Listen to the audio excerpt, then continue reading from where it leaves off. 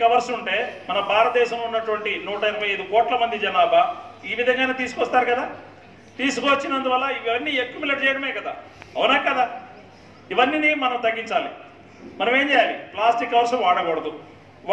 మీరు మన ప్రిన్సిపల్ గారు చెప్పారు, మన మన సాధన స్కూల్స్ ఎడ్యుకేషన్ ఇన్స్టిట్యూట్స్ వాళ్ళ చూసాం మనం, వాళ్ళు రాసినటువంటి రాతలు చాలా బ్రహ్మాండంగా ఉంది, ఇంటర్నేషనల్ లెవెల్ ఉంది.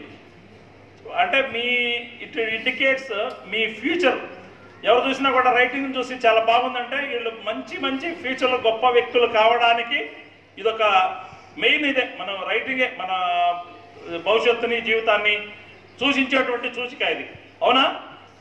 మీ ప్రిన్సిపల్ గారు చెప్తున్నారు మన 99.9% ఇక్కడ చదువుకున్నటువంటి వాళ్ళందరూ కూడా అంతా కూడా వేరే దేశాల్లో సెటిల్ అయ్యి మంచి మంచి పొజిషన్లో ఉన్నారని. మీరు కూడా ఆ స్థాయికి వెళ్ళాలి. వెళ్తారా? కష్టపడి చదవాలి కదా. మెయిన్ ఏంటంటే మన ప్లాస్టిక్ని తగ్గించాలి. 50% యూజ్ అండ్ త్రో ఉంటాయి. యూజ్ అండ్ త్రో ఉన్నటువంటి వాటిని 80% కూడా మనము మన తల్లిదండ్రులు చెప్పండి. మనము షాపులకు వెళ్ళినప్పుడు మనం తీసుకెళ్ళండి.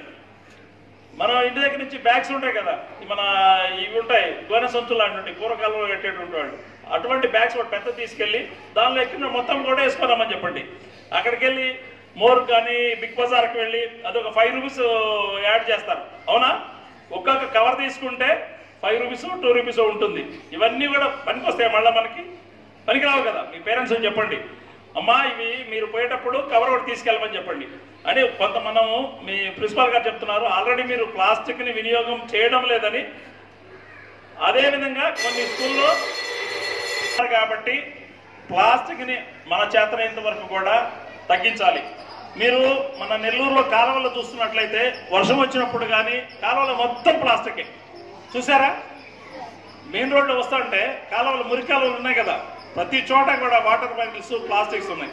ఇవన్నీ వాటి వల్ల ఏమైనా యూజ్ ఉందా మనకి? రోడ్డుని బాగున్న దాన్ని కొట్టేసి రోడ్డు అడ్డం చేయడం అవుతుంది, అవునా? రోడ్లన్నీ కొట్టేశారు కదా, బ్రేక్ చేశారు. దేనికి చేశారు? వాటర్ ఫ్రీ ఫ్లో అవ్వకుండా ఇవన్నీ అడ్డుపడుతున్నాయి. మీరు వర్షాకాలంలో బాగా వర్షం వచ్చినట్లయితే, వర్షము బాగా వచ్చినప్పుడు చూసినట్లయితే ఇవన్నీ కూడా మన కాలువలకి ఏమి మొత్తం ప్లాస్టికే, అవునా?